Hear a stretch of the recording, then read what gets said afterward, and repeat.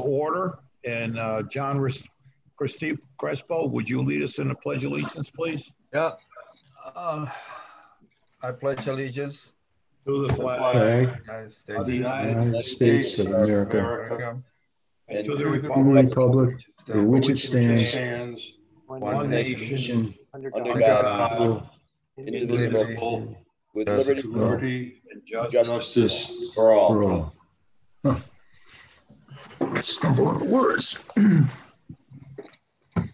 Okay, let's do a formal recall. And looking at my screen, it starts with Alan, which is an A anyway. So why don't you state your name for the record for the recording part? Kippy, Harbor Commission. John Romano, Chairman, Harbor Commission. Joe Schnierlein, Water Quality Committee. Hey, I just showed up. They never put me on my my new email. Okay, well, So I'm only on phone we're now. glad you're here, Pete. Oh, I bet you Bangles Harbor Management All right. Commission. All right, John Pinto, Harbor Management Commission. John Crespo, Harbor Management Commission. Laurie? Lori Jones, Harbor Management Commission. Jeff? Oh, Jeff Stedman, Commission Consultant. Joe? Joe Schnierlein, Water Quality Committee. Stephen? Steve Bardish, Shellfish Commission, Assistant Pete. Harbor Superintendent. Peter? River. Yes. Yeah. Peter Johnson, Shellfish Commission. Is there Yeah. anyone else on the call that I'm not seeing at this point? Matt Griffin? At Gifford. Gifford? Seeing 14 people. Let's see who else is here. There are two I think call-ins. Matt's having John. some audio issues, but Matt Gifford is here. Okay. All right, well, let's get the meeting going. Application review, John? Yeah. You have no formal applications, but is there anything to discuss that's in Yes. the works? I'm going to have to apologize because I've been remiss on sending out both of the applications from last month. I got a call from John Heltz requesting that pre-application review, which I promised him to get to him by Friday. The second review was for the navigation safety risk assessment that we were to get to Mike Brzezlinski of DEP. And again, we're a little delayed on that. However, he has been contacted and he hasn't got a chance to actually review that. So we told him we'd get it to him by Friday. Which is fine. I don't see any expediency.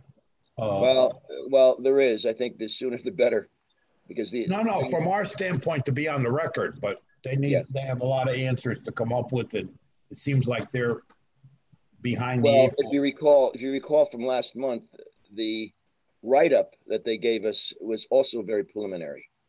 So we're Right. looking at a constantly moving target here, which is very aggravating. Yeah. Any event, we'll get the comments to him by Friday. Okay.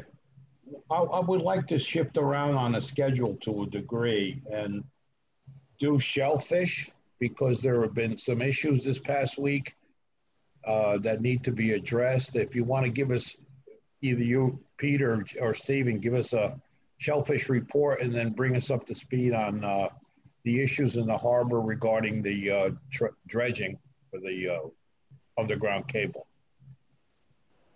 You want to take it, Steve? Yeah, it's fine. So last Wednesday, it was reported that there was dredging happening on the outgoing tide and that the silt curtains surrounding the CP-243 cable installation were inadequate. I sent an email on behalf of Chairman Johnson to DEEP. There was a subsequent investigation. The communication made it pretty clear that they were caught red-handed. On Friday, we followed up, taking a trip on the police boat to further inspect. It was at that time on the outgoing tide.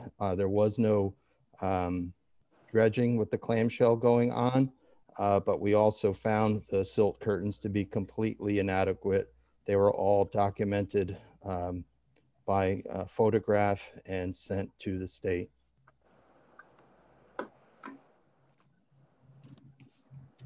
I know I saw Mike Silva on Friday, Friday night, no, Saturday night. And the Marine police are kind of pretty disgusted about that. No one ever called them to do the safety, to address the safety issues while they were working, and they were supposed to. So they have a bone of contention to deal with there. That's correct, John. There was a diver flag flying on Friday, and there was some agreement that the police would be present whenever a diver was in the water, and they were not contacted. That's a true statement. And our agreement was, and we talked about that. I don't know what the water temperature was earlier in the week or last week when they started, but we had requested. My recollection is that it was 40 degrees or under. They decided that it was going to be 50 degrees or under, and I don't know what the water temperature was last week. Yeah. As I recall, the permit conditions said after December 1st with appropriate containment and only on incoming or slack tide. So at least 2 out of the 3 were in violation of the permit conditions. Right, but there was a water temperature component as well. Let the record show that Dennis Santella has just joined the meeting. Harbor Management Commissioner. All right, Greg Scully is here too. And Greg Scully from the Harbor Master. Hi, Greg. Hello. Okay, anything else in your Shellfish Report? No, John, just to say that we are printing new maps and new permits, and our permits this year will include 2-day permits for both residents and non-residents. So if you have somebody out on the water, if you're bringing someone from out of town to the beach, if that's allowed next season, we'll have some flexibility. So there won't be any need to buy the expensive year-long permit. Oh, okay. And we'll go to Chairman's report right now. And the only thing I really have, other than because it's just been continuation of what has been going on, and the only issue that just as recently arose was the DOT's issue with the dredging and the non-police support that they were supposed to have, is to introduce Lori Jones, who is our brand new commissioner. And I would like Lori to say hello to everyone and give us a little bit of background of you. I've seen your resume, but I'll let you talk to your background and experience.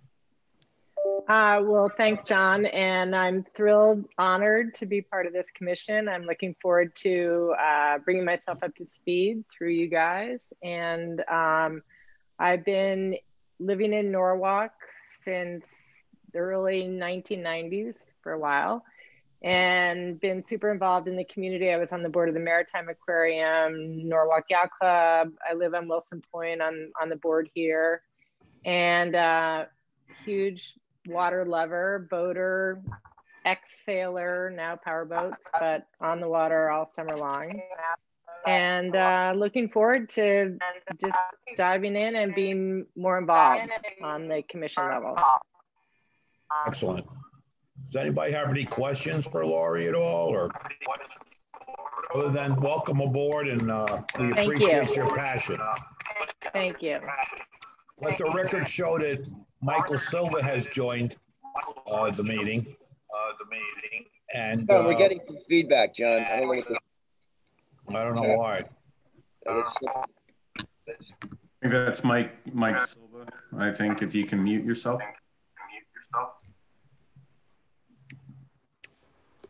Okay, so Mike, you missed it. We did discuss the goings on at with the state DOT doing the dredging and all, and we had a conversation on Friday. Why don't you bring us up to speed in terms of what you had seen and experienced with them? You have to unmute you. So there you go, Mike. Okay. Am I not screwing anything up right now? Everything's good? Yep. Fine. Oh, okay. I sent you guys some video. Definitely sent Pete Johnson video. Pete and I went out and we checked, and I believe that all the paperwork said that everything had to be done on an outgoing tide, and it was clearly not from the timestamp that we have on it.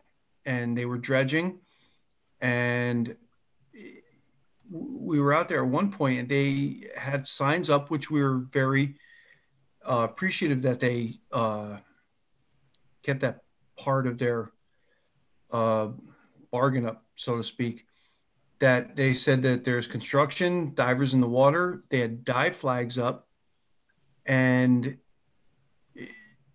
there was no safety boat there. And then a safety boat showed up, and then the safety boat left. So this was still not an outgoing tide. So it's not being what was agreed upon. No, it's supposed to be incoming tide. Yes. Incoming No. tide only. Incoming and slack only. Right. No, not what it was. Okay. So, Greg, do you want to add anything to that, and then also give your harbor master report, and also let the record show that Chris McDonald has joined the meeting?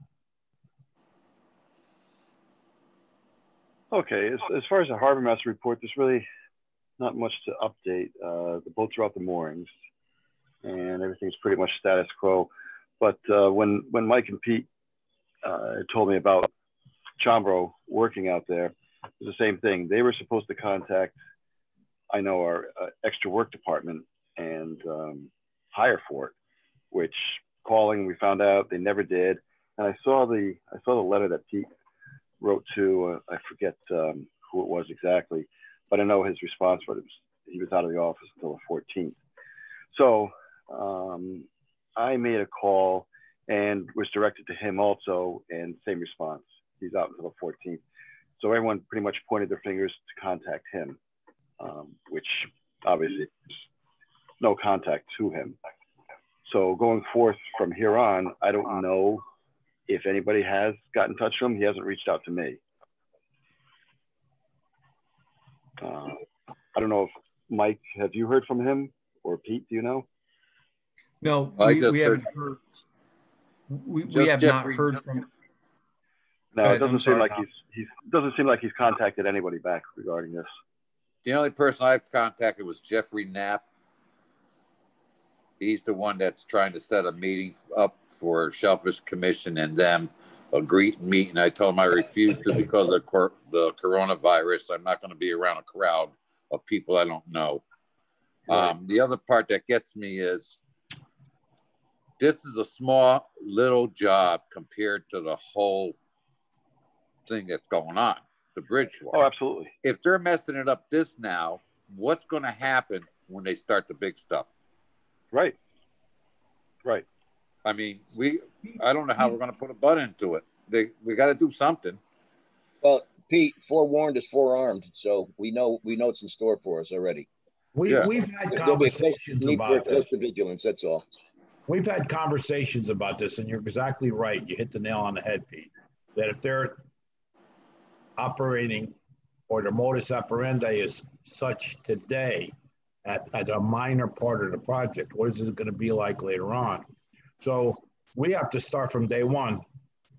And we all have been extremely cooperative, pro-project, just want it done right, under the right conditions, with the right safeguards in place. And I mean, ridiculous. Just to show one, the ridiculous thing is, we went by and you're watching the screen float. Now, Not only that, if it was weighted down, you'd have a belly in it. If it was weighted down like it should be. This thing was floating like it was a rag floating on the water, the screen. Pete and Steve Bartush were with us on the police boat, and they saw the dive flag. being displayed. Yeah. So it's not just Pete and I saying this. LePac, I mean, it's, you know, Pete Johnson and Steve Bartush were with us on the Dick boat. Harris too. Yes, exactly. And saw the dive flag being displayed. So we had signage saying divers were in the water, and we had a dive flag, which would indicate to me it's a dive zone. And my understanding was that we were going to have us there. So it's not just Pete and I indicating this. We've got other members of the committee who witnessed it. That agreement goes back over 3 years ago, and it's been reiterated several times. Jeff, you wanted to weigh in on the scenario? Yeah, yes. For what it's worth, remember it was maybe 5 years ago, we recommended that the city hire what we called a project oversight manager. And at the time, we were looking for someone who would be a liaison between the commission and DOT and would be able to report to us. And if we had questions, we would be able to go to somebody. And that was with respect to the, you know, to the planning of what's going on. But now, is it worth thinking about recommending that the city hire someone who would be, if not a job inspector, but someone, you know, we're on our own in this regard. You know, when there's an issue, we had to. Is it worth thinking about and looking at in other situations where you have such a big construction project and multiple interests and ask DOT to pay somebody to be an oversight person as to what's going on? I mean, I guess it's probably going to be a substantial amount of money, but you know, when there's an environmental remediation project, the applicant or the proponent hires a licensed environmental professional. We're not talking about that here. We're talking about a construction type person. But so that I don't know. Maybe that's something I should give some thought to and see if there's examples elsewhere in other towns. Or don't you think that that's? No, I think Jeff, that's right on the money, because what we need to do is to be proactive, and we all don't have the time. We're hit and miss. Yeah. They started that project a week ahead before we even saw that it was going on. Right. And we need someone that's going to be third party, paid by the state, yes, most likely chosen by us if we can, to have that positive continuity going forward, because otherwise we're going to wind up in trouble. This whole project has too many components to it, too many phases, too many layers. And even though it's been given to us in bits and pieces, those bits and pieces have to come together at some time. So we need to have that oversight, no question about it. Yeah, but we don't need one like that woman that was there before. No, Sue Prussy was an advocator for everyone else but the city. Yeah, now we've been to understand that DPW is a point of contact if we have questions, but we haven't been able to get someone from DPW to interact with us. So maybe in the next week or so, we should do some research and see if there's any examples we can draw on from other projects in other places, and then find out how much it would cost and what we would be looking for, and give some thought to that. But because you're right, John, we're just on our own here. Same with the Shellfish Commission, and yeah, we don't get regular project updates or well, anyway. We're only getting what the public generally gets, and then they're doing some stuff on the fly, because no one was formally notified that this project was beginning. We knew it could start on such and such a date based on certain conditions, but we weren't actually informed, to my knowledge, that the project had begun. Steve? And one of the things that we've spent a lot of time and frankly money on is the turbidity monitoring and Right. what those permit conditions will be. So that's become now even more critical that we have access and perhaps real-time access to these data. I just think trust but verify is the way we need to go. Yeah, agreed. Have they actively started dredging? Yes. Yes. For the cable, I know what the scope is. It sounded like they were still setting up, but I didn't know if they were actually had, you know, the digger going. My understanding was that they was dredging and they were offloading at their site into dump trucks. Pete and I saw that. Okay. John, if I may say a couple words. Yeah. Letter to the mayor and copy some other departments and say what we expect to happen as projects move along with DOT. I mean, every school has a clerk of the works or owner's representative. I was an owner's representative for 4 school additions back in the 90s. And they always make provisions for someone to oversee the project. And this should be no exception. So WSP is the DOT's owner representative to the construction management company for the project. Well, I'm talking about us. Yeah, we're not the owners. That's, I mean, if you're talking about owner's rep, that's who the owner's rep is for this job. I was talking about the owner's rep for the city of Norwalk. Okay.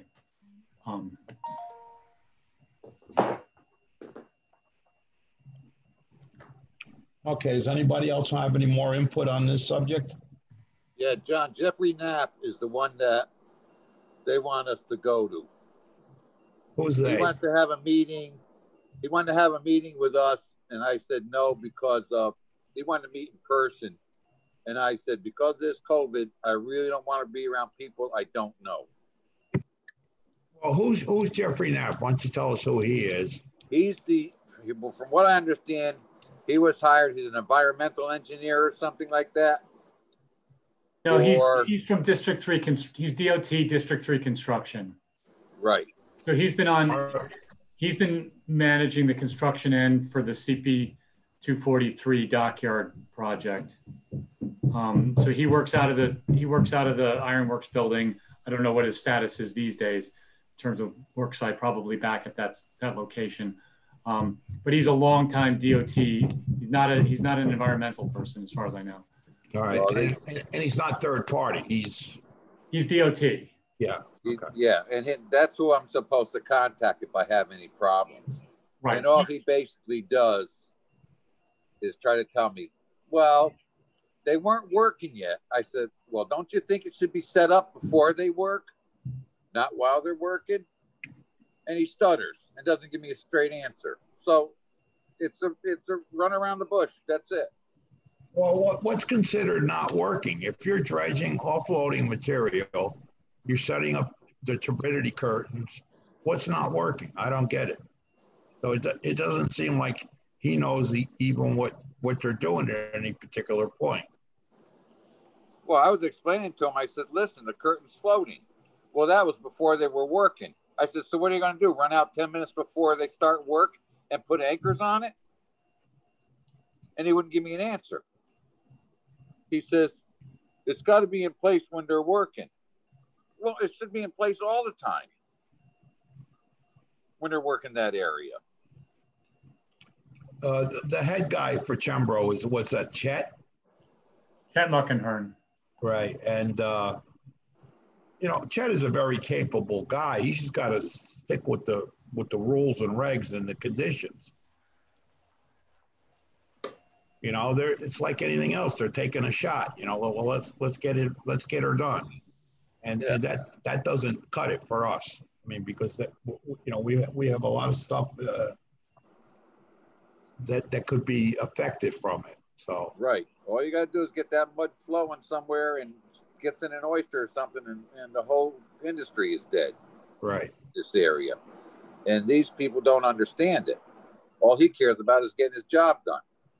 So, Jeff, then what I'm hearing from a consensus standpoint is that we should be drafting a letter to various people, in particular the mayor, that he needs to advocate for us based on what's taken place this past week on a minor initiation of the project, that we really need a third party.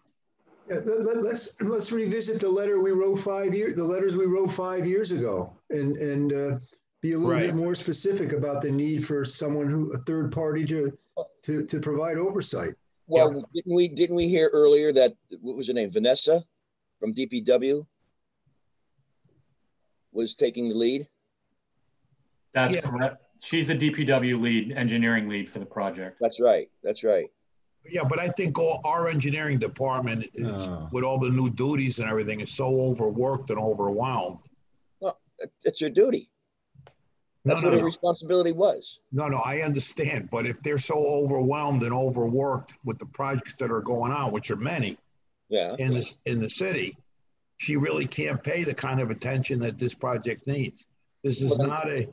Then she should be asked to. Then she should be asked to step off that responsibility. No, that's our point, John. That's what this letter would say.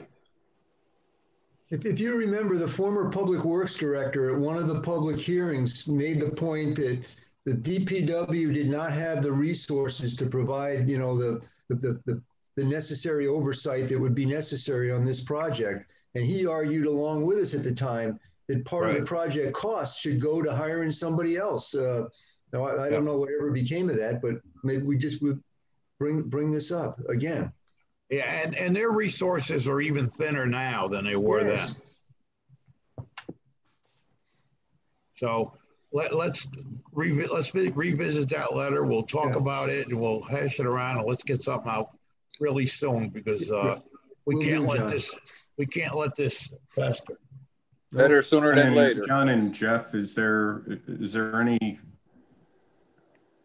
terms in there about fines or penalties or anything if they do? There's no recourse within the realm of the agreement, other than what DEEP could, under statute, based on violation, they could do something. Jeff? Mr. Grzewinski at DEEP was quite responsive. He sent us confirmed that the permit condition required dredging on the incoming and slack tide. And as soon as Steve and Pete sent their concern letter to him, he then contacted DOT, which responded with the response that they did. So let's work on that, John. See if we can get a letter out, and at least someone has to say no or discuss it with us. Well, let's make it a priority, and if we need to broker a meeting, without Pete, we'll do it. All right. What requirements are they supposed for a dredging permit in general, for anybody getting a dredging permit? What notifications are they meant to do before they start work?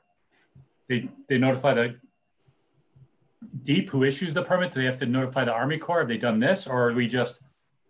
It says their permit reads where they have to notify us, the police, all the commissions, and all the legal things that go with the permit. So when we talked to them about the incoming tide and everything, quote unquote, they said they would notify all of us when they were going to start and a schedule. They sent me a half-ass schedule, excuse the expression, of when they're doing it for about 3 days, and then they shut down because the barge was coming in and they had to pull everything out and then put it back in. But as far as if you read the permit, it states where it has to tell all the commissions and all the other legal ones that they have to tell besides the commissions. And they also had to arrange for a police boat to be there while the work was going on. Yeah, but they took that out of the permit. It's not in writing anymore. They said it to us. We all heard it. It was an agreement. An agreement that we all had whether it was directly with the contractor or I don't. And I don't want to speak for Sergeant LePac and Mike, maybe, I don't know if you were there, but they had their own meetings with Norwalk Police where these details were covered. We did have a meeting, and it was covered. And fortunately for us, we had Deputy Chief Walsh there. So I don't think there's going to be any. Pete and I didn't understand because Deputy Chief Walsh was sitting right there as well. And to put it in the simplest terms, when the crane is swinging, we were supposed to be there. And there was even discussion where they have a safety boat there with 2 safety divers and a boat. And Chiambro actually said, if we have a member of the dive team on the police boat, which is acting as a safety boat, would that cover the specifications for a safety boat and a rescue diver? Because obviously our divers are well above a safety swimmer. I mean, these guys are certified public safety divers, you know, and Greg just certified the whole dive team as certified public safety divers. And they were like, yes. And Chambro looked at it as like, well, that's great. That's actually going to save us. Well, they looked at it as like, that's going to save us money because now we can just have one diver on the boat with the police rather than have a safety boat. And DOT agreed to it. And I don't believe I'm mistaken at all. And Sergeant LePac was there, Deputy Chief Walsh was there, and they seemed to look at it as like a very good thing for them. So I don't understand why they would go against that, especially when they have signs up that say, we have divers in the water. And they also had a barge with dive flags on it, which Steve saw and Pete, meaning Johnson, saw. I mean, we all saw it when we were out there. So, well, the important thing is for us to get a definitive agreement together, boil it down and put it on emails or a written signed agreement moving forward. Correct. There was nothing in writing after the meeting. So well, we need to do that. I'm aware of. You got to remember, you know, some things are above my pay grade. Yeah, but what you're saying, Mike, is really what happened. That conversation, I was part of it too, at the office of the DOT in that corner building that they're renting from Spinnaker. So I recall all of that language from that time, and Chambro saying that it was a benefit to them, big picture, if they had to go for one. Exactly. It seemed like a cost savings to them. Yeah. And they seemed very pleased with it. And the guys from DOT were like, yes, that will satisfy our requirements. Right. And I really don't think I misunderstood what was being said. No, it's exactly what they said. Jeff? Yeah. But you know, John, Steve was right before that. This brings up the importance of the conditions that are going to be put into the permit that's issued by DEEP to DOT. Right. So Steve is talking about the conditions that would be related to trying to avoid environmental impacts like the turbidity impacts. And we've got Professor Hart working on those for us. But at the same time, we want strong conditions in the permit that's issued to DOT concerning a lot of our issues are besides the environmental safety. Yeah. But we need strong conditions having to do with these public safety requirements. And maybe we should send a letter to Mr. Grzywinski now to say we've had this discussion having to do with public safety, and we're alerting him, of the need to really give careful consideration to the permit conditions that address public safety, and alert him that we're working on proposed permit conditions that we would submit to him. Absolutely. Guys, just to add on, I don't mean to interrupt, but just to add on to something that just happened today. Pete and I had to go out on a call where we brought somebody in who was stranded on an island, and he made mention, he owns an island, and he was transporting goods from the island back to shore because he's trying to shut down for the season. Winterizing. But he said the other night that he was out at 6 o'clock at night and there were still rowers out there. This is in the dark. 6 o'clock is dark. It's not dusk. It's not, a little bit, it's dark. So if the rowers are still out there at 6 o'clock, and I'm not even going to touch how I feel about that, but I'm just saying that if these guys are working and the rowers are still out there, as far as we're concerned, that's a safety issue. Absolutely. So, and that was just today. Today this came up. Okay, well, duly noted. Yeah. The other problem is, Pete LePack said it too. If something does happen there and they're not there, they're going to look at the Coast Guard are going to go, well, why weren't you there? Yep. You have construction going on in your channel. That's like construction on a road. You have to have someone there to see it. They had divers down. You had two guys in their boat that they said were the safety guys. They didn't look like they could do anything with diving. Right. I mean, it's... All right, I think we have direction at this point, Peter. Yeah. And we'll develop some letters and move this issue forward. Just on a parallel, are we putting the similar restrictions on O&G for their work on the channel? When the time comes, we'll address it. I mean, Chris, are you saying this? We need to do a tip for tat? We're going to be consistent because we always have been. We always have been consistent in everything that we've done. So that's already part of our application review. Okay, good. That went out to them last month. I mean, if you think back in all the years that I've been here, and some have been here longer, we've always been consistent. We talk about consistency with the harbor plan. We've always been consistent in our requirements from all. And that's what I'm trying to bring up too. Yes. The only one we gave a break to, and maybe we shouldn't have, was your dredging and dock replacement where you live. We cut you a break because we figured not much through traffic above our marina.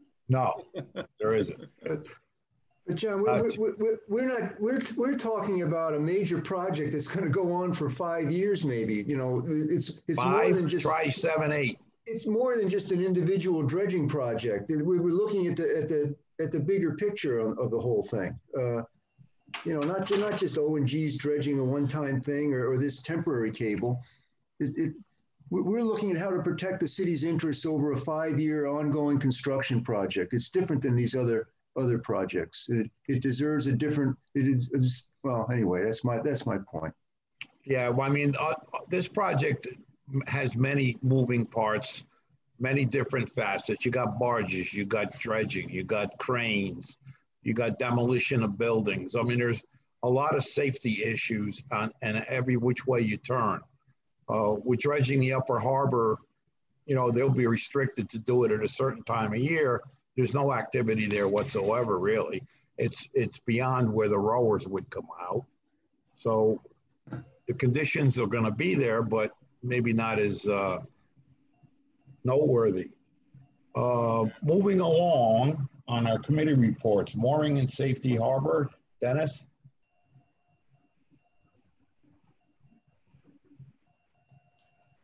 Dennis? Mr. Chairman.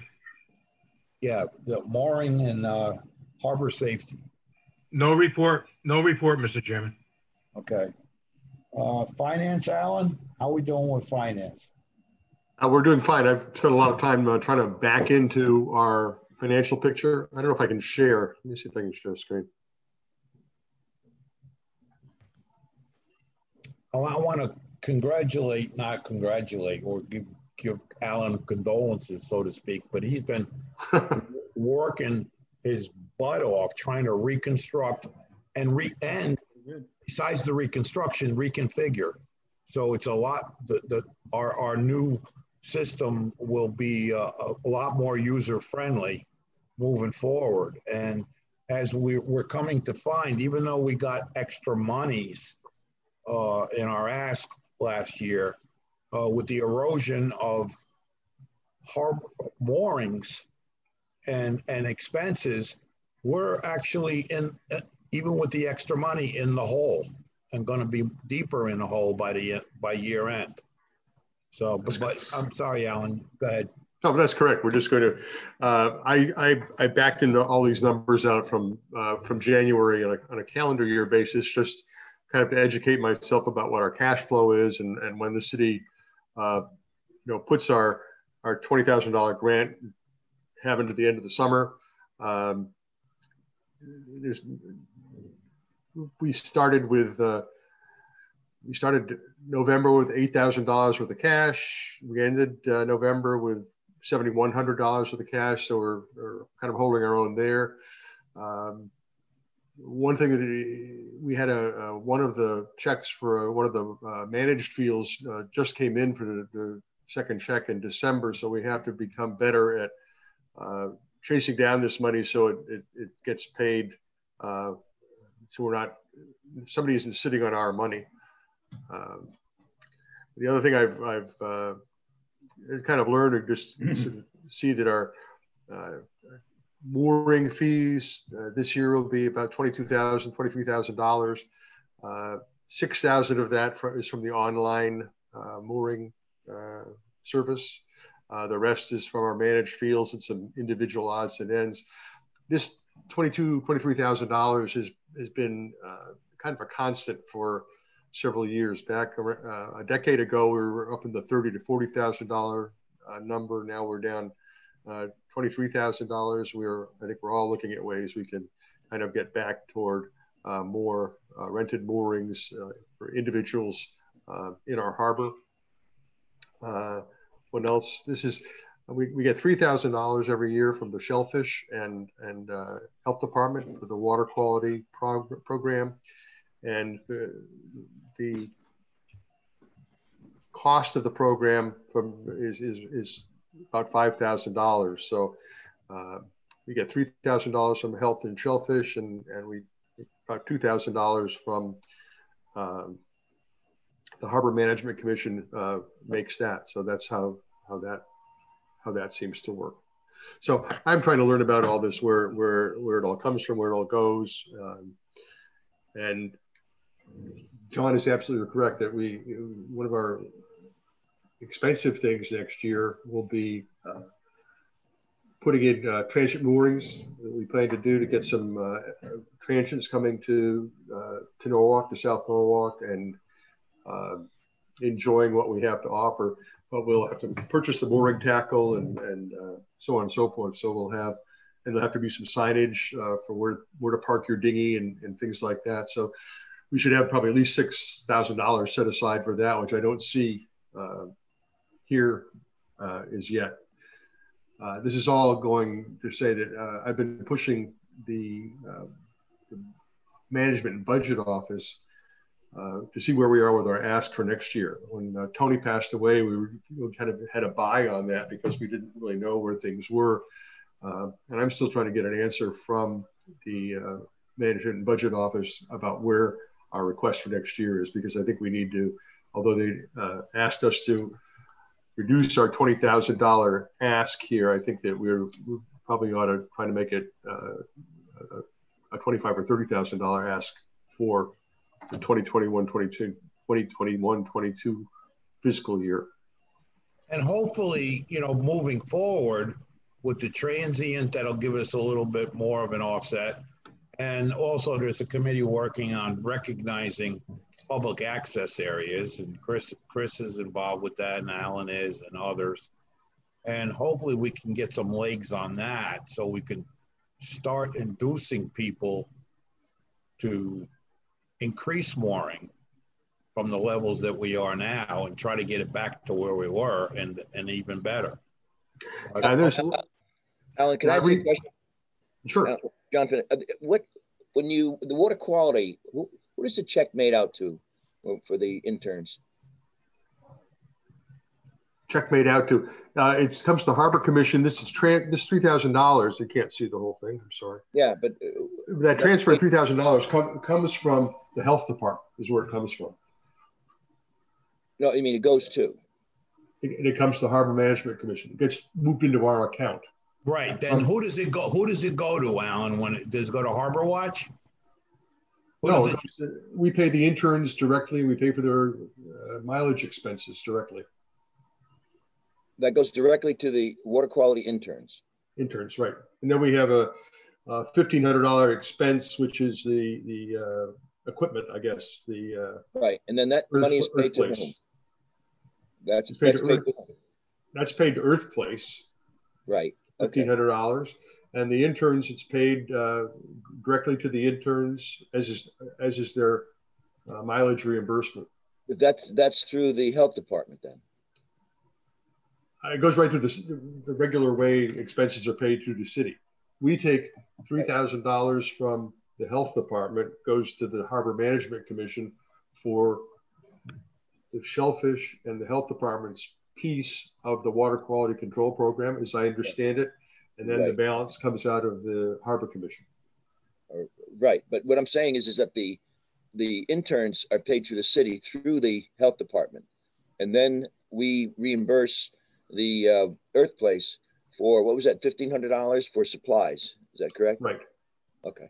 Yeah, but I think what Alan is saying is that the health department gives us $3,000 towards that expense, and then it comes out of our account, not the health department's account. That's correct. It comes out of the Harbor Management Commission. The disbursement is from the Harbor Management Commission, and isn't there a shellfish component to that too, where they pay in? I believe it's $1,500 from the health department and $1,500 from the shellfish. Yeah, and again, that money goes to whom? To the water quality? Harbor Management Commission. Goes into our account. Our account, but we end up paying how much for supplies? The expense of the whole program is about $5,000 salaries and supplies. Right. And that's offset by $3,000 from Shellfish and the health department.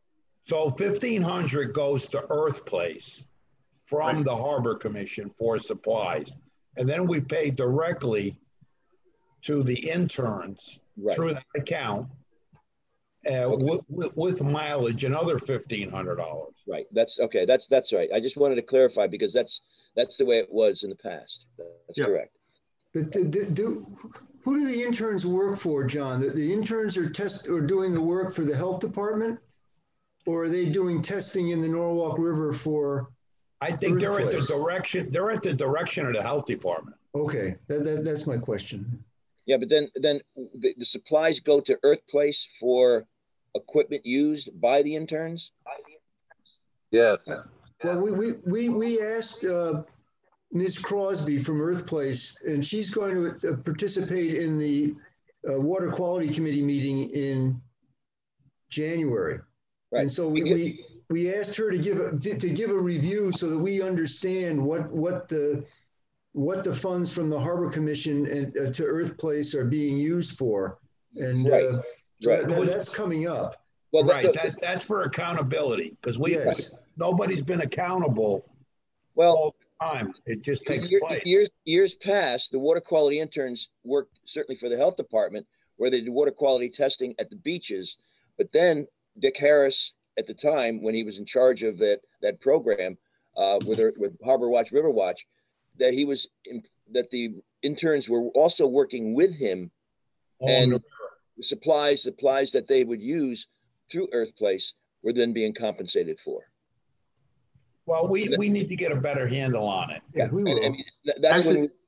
As it stands now, the water quality program the numbers I have, it's about, the cost is about $5,100 that comes out of the Harbor Commission. That's offset by $3,000 from the Health Department and the Shellfish Commission. So we're out. Our contribution to this effort is $2,100. Huh? Our contribution is $2,100. All right. To the. All right.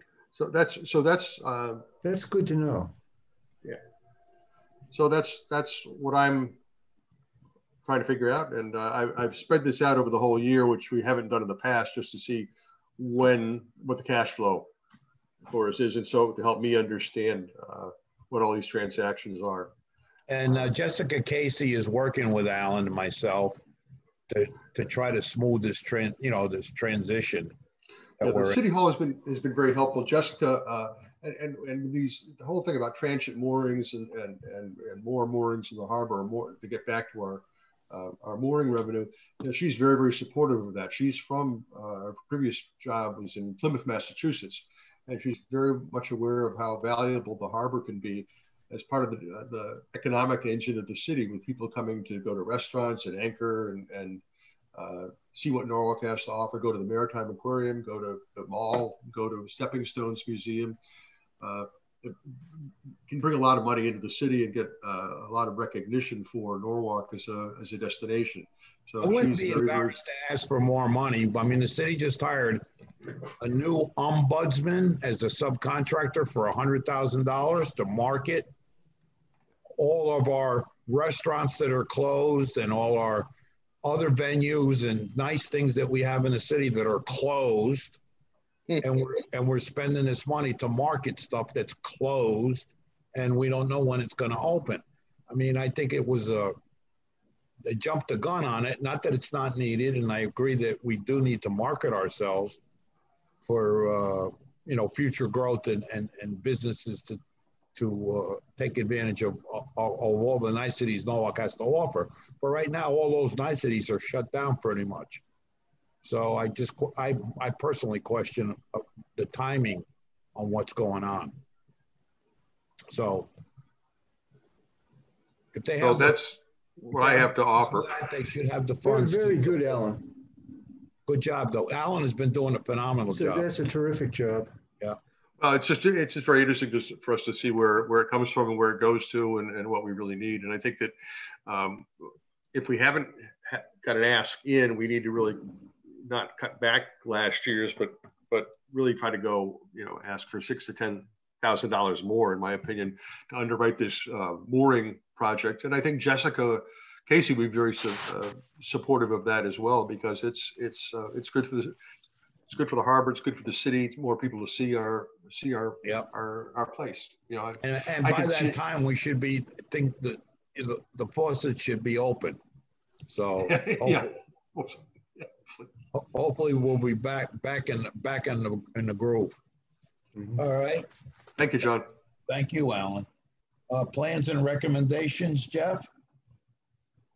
Thanks, John. So I did pass along an outline of the recommended plans for harbor use, as well as commercial traffic, shellfish use, and how we can collect on that using a permit structure.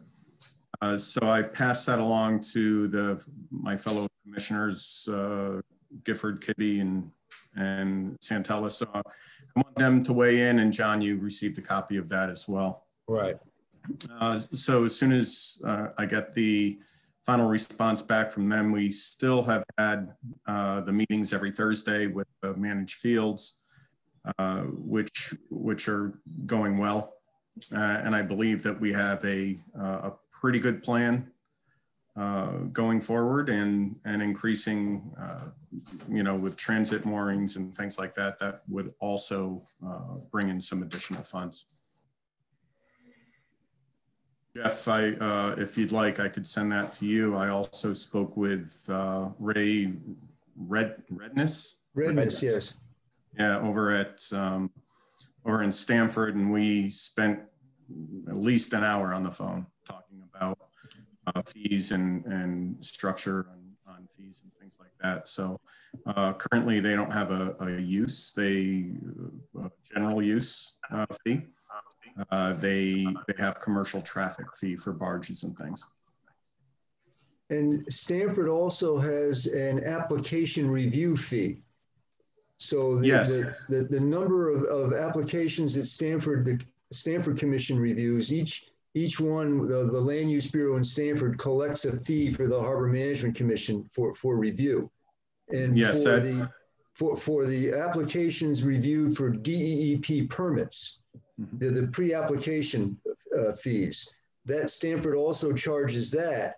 And DEP doesn't object because that's a requirement that's imposed by DEP on the city to do. So I mean, it wouldn't be a lot of money, but I think it's fair to land use collects a fee for reviewing applications. The Harbor Commission should too. We've been talking about this for a long time. And in your conversation with Redness, did he tell you? Did you talk about those fees that they have? Yeah. So those fees, and I apologize for not mentioning that those fees are also in that recommendations. So fees that for the DEP or the city for commercial and or residential development. Right. Do you remember offhand what they were? It's in that document. Okay. It's 50 and $100 for residential and commercial, I think. Yeah, I had it a little higher for us. Yeah, and I think we need to do it. And I think also that zoning needs to be more interactive because a lot of what goes on, and I don't know if it's changing the zoning rules and regs, a lot of these projects start landward. They end up waterward, but they start landward with a platform, some kind of footing that gets put into place. And there are no inspections nor criteria other than what DEEP is reviewing. And I don't think they're reviewing the landward side of this at all. And we're only weighing in with Shellfish on what happens waterward. Well, John, all of the applications that we send out that deal with those issues are also sent to Bill Ireland. I get it, but but all building starts at zoning. Yeah. Okay, and that's where it needs to initiate. And if zoning puts it through, then there's going to be a permit needed and an inspection made. And I don't know why that's not part of the overall big picture. And if you want to even extrapolate that further, the permit for the whole pier or bulkhead or whatever should be where the city's collecting a fee for putting it in. Right. And we also discovered that there's no connection between that whole permitting process and construction process and the assessor's office. So a bulkhead, a landing, and a pier get put on a house, but there's it's not assessed separately. Whereas if you start looking at assessor's cards for properties around the waterfront in Norwalk, some of them have a assessed tax on their docks and others are not. And that should be, just for the city's own good, that should be consistent from, you're going to tax all the docks, you should tax all of them. And they should be on the property assessment. What triggers that is a CO. And CO is supplied by the building department. And then what happens if you have a permit that's out and a CO wasn't issued, then they start rattling the cages after a period of time, say, well, what's going on here? But there's no CO for the water side. It's no requirement, but there should be. Right. So that needs to be addressed. And if you want to make a note of that, we can have the discussion with Jessica the next time as well. That we're losing tons of money. I know we brought it up with her already, but let's follow up with that to make sure that, because the city's losing a lot of revenue just in that alone over the years. So, our initial discussion with Jessica, and we found that there was definitely a disconnect when we asked for that information. Right, Jeff? Yeah, just not to keep talking, John, but we some years ago, we asked the state building official, I forget what his precise title is, but there's an opinion of the state building official or from the state of Connecticut about the in-water structures that are subject to regulation under the building code. And so the opinion is if it's a floating dock and the weight of the structure is supported by the water, that's not regulated under the code. But a fixed pier is, because it bears weight on a structure that's into the ground and into the bottom of the harbor. So the city is within its legal rights to require a building permit for the construction of a fixed pier, that would provide access to a floating dock. Right. Because there's some people who say, well, if you build something out over the water, it's not subject to a building permit, but that's not correct. No, but with float stops, the float stops are now carrying the weight. Well, that requires another opinion, but I'm just saying of the dock as well. Yeah. And listen, people, if they want to skirt it, there is such a thing as an appeal process to the chief building inspector in the state of Connecticut, and he can waive the need for it. But I don't see that happening on a steady basis right now, not at all. But I think we need to get that into the mix of things overall for stability. I don't know how much third-party engineering, and it could be all third-party, but with a process. If the designer of the piers are watching the construction of the job and signing off on it, well, it should have to go through the planning and zoning and building department. Yeah, it's an interesting topic. Yeah. All right, moving right along. Newsletter. Yeah, there's that. With our Facebook page, we posted the panels that Jeff had done regarding honoring Tony Mobilia. We put those up. I reached out this month to people I know at the Seaport Association and to the marketing people at the Maritime Aquarium, just to chat a little bit about sharing our content, our Facebook page with those guys a little bit, in case if there's things going on, newsworthy things going on that have to do with the harbor that the Maritime Aquarium is involved with, or the Seaport Association is with, that we'd be happy to help spread that information around using our Facebook page as well. Yeah, we should be linked as well as they to us, us to them, that kind of thing. Yeah, because there should be we need to get some synergy with all those people, because we have a lot of similar goals. So yep, I'm trying to get that going. Water quality, Joe and John.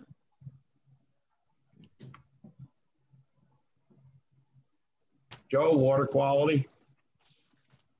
Unmute yourself. I'm good. You're muted. Okay, thanks, John. In our last meeting, we had several issues that we covered. One of which was the issue that we have with the first taxing district's water supply. A lot of the residents were getting muddy water, and this went on for over 3 weeks. They still haven't solved it. They don't know where the source is, but my wife and I had muddy water 2 days ago again. And it only lasted a short time, and then it cleared up.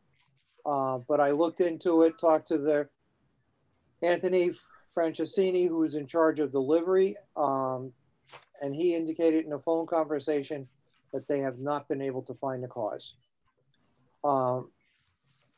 Louise Washer presented on the Watershed Initiative Watershed Association's presentation on geographical information, which the city has, and they're now still developing the different layers so that you'll be able to access more information. And one of those layers that's critical to the Harbor Commission is the different layers that they have for the different levels of high tide rising and the flood conditions. You can go on the map and it'll tell you what neighborhoods are going to be submerged and which ones are going to be free of problems. Then I was also asked to contact Harbor Harbor Watch, and I talked to Sarah Crosby. She will be joining us at the next meeting, which I think is January 4th at 6:30. So those of you that want to join us, if you can let me know, I'll have you included in on the Water Quality Committee meeting. And she's going to explain what happens with the money, where it goes, where the data goes, and who can access it. It is online, but if you want a separate information on the data, you can get that. As far as the interns are concerned, to answer John Pino's question, they are with the Health Commission usually 3 days a week, and they're with Harbor Watch 2 days a week. And most of the time they're with Harbor Watch, they're helping the Harbor Watch volunteers. Not like the old days where they used to do a lot of the monitoring themselves. So it's a different setup. But she'll explain all of that on January 4th. And the other thing that was asked for, several of the members wanted to have a buffer zone on the water, both on the rivers and on the coast. And you gentlemen have all, and sorry, Laurie, you weren't here when we discussed this, but all the earlier members wanted to see less construction on the harbor itself and more access. And they agreed with this. And we'd like to somehow or other establish more of communication with planning and zoning for that. And that's it. Any questions? Great, Jeff? And the other thing, Joe, is the public hearing on the wastewater treatment plant permit. I haven't heard anything. Well, the public hearing is going to be on January 14th. So that will be before the next Harbor Commission meeting, but after the water quality meeting. On January 18th? 14. 14. 1-4. Can you send me that information? Yeah, and that's the hearing that was requested or by Save the Sound, by a petition. Yeah. And if you remember, it's described as an informational hearing, not as a adjudicatory or legally contested hearing. But it'll be an opportunity to learn about the functions of the wastewater treatment plant and the capacity of the plant, and to address the questions that it was in the letter that you and John and Pete signed. Yeah, Jeff, is that going to be a Zoom? Yeah. Oh, yes. Okay. Jeff, could you send me the information as well? Maybe the whole commission? Yes. And Joe, if you can maybe develop a bunch of questions with your peer group. Yeah. And concerns about and how it relates to development and continuing approval of projects. That would be most helpful. Okay. Can do that. Okay. Is there anyone from the public on the call? This is public comment period. Oh, John? Yes. Excuse me, one more thing that involves the public. I've got a lot of push from the media and some private citizens about the dead menhaden in the water. And I think I sent you and a few other people what I sent to the Hour, because the Hour had a bunch of, I'll call them experts, guess at what could kill the menhaden. And what they completely forgot about was menhaden can kill themselves. Right. They don't need any extra help. They live in such large numbers in a small body of water that they use up the oxygen and the weaker ones die. And that's it. And they're so oxygen sensitive that in a case like the Maritime Aquarium and in transporting any of the schooling fish, they have to be put in round tanks. Otherwise, they will swim into a corner and suffocate themselves. And oxygen does not go through water like it does for us. When you're in a stuffy classroom and you're falling asleep, you open up the doors, you open up the windows, you get fresh air, and life is good. The fish don't have it that easy. They can take hours to days to get oxygen in the water. And the conditions have to be right. So that's why we're getting a lot of dead menhaden. And John, you said you got photographs off of calf pasture today? Oh, that was last Friday. I went out there and I sent you a few photos. Yep. I sent out Jeff Stedman also. Yeah, they were just amazing how many fish were out they're there. all over the place. This is amazing. Yeah. So they're a victim of their own circumstance, unfortunately. Well, it's nice to have a science teacher on board that can bring us. Thank you. You say that now. To the reality of what is taking place. So does anyone have any good recipes from Menhaden we could put on our Facebook page? No. They make good fertilizer. They make good fertilizer. That's one of the main components of WD-40. Yeah, and they're used to make perfume, believe it or not. There were bluefish actively blitzing them at the wastewater treatment plant on Friday. Nice. They weren't here all summer long, so they show up now.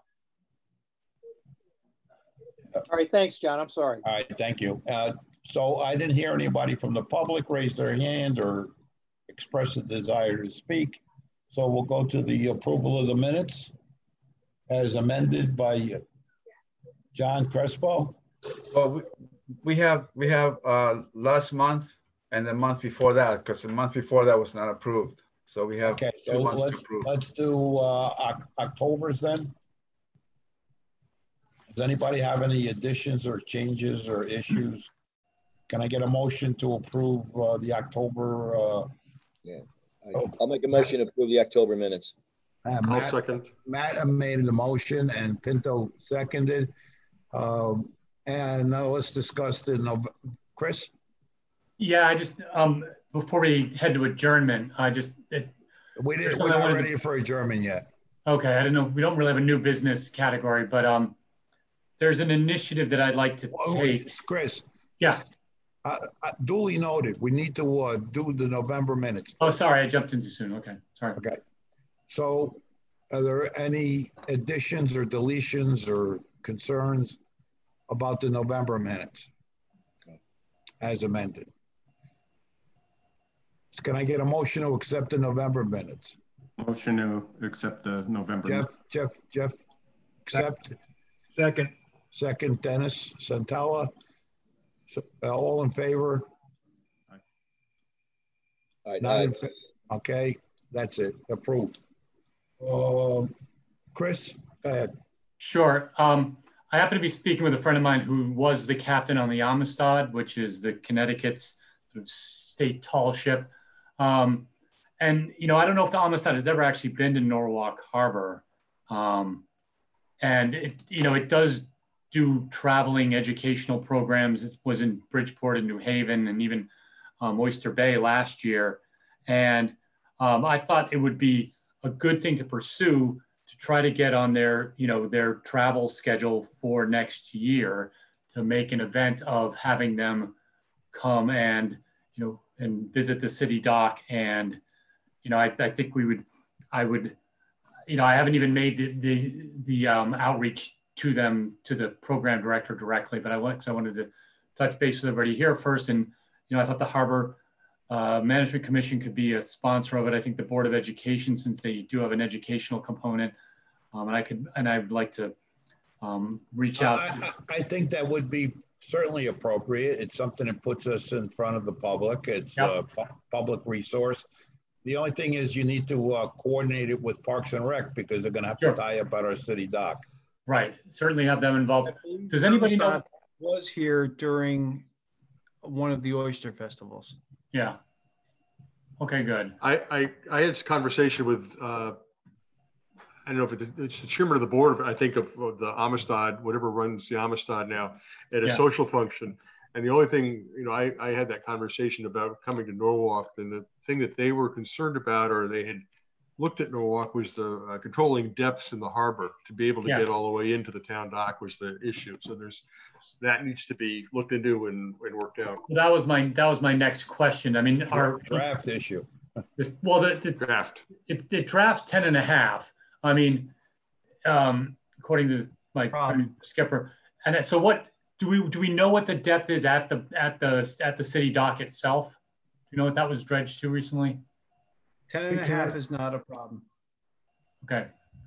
Because it would, as long as it doesn't come in at a blowout tide, it can get in and out of our channel. I mean, the channel's, theoretically 12. As long as they didn't come in at dead low, it wouldn't be shoaling. And as long as they're good at the dock, they can plan their exit and entrance.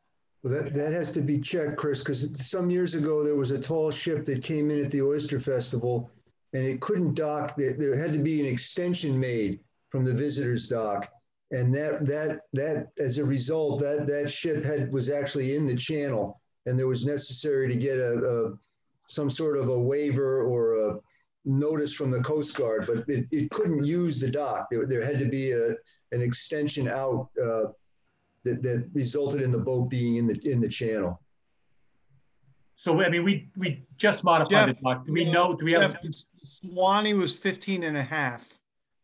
Oh. And I'm quite sure that it was hitting bottom, but we were able to get it out no problem at high tide.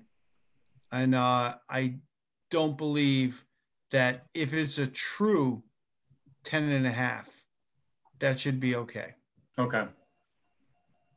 I don't know that a few years back, we had a couple of vessels come in that required spuds. This doesn't require spuds, is it? Yeah. It's a tall ship. A tall ship. Okay. It's a great idea.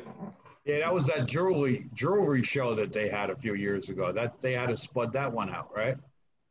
Yeah. Correct. That was the barge, right? Yeah.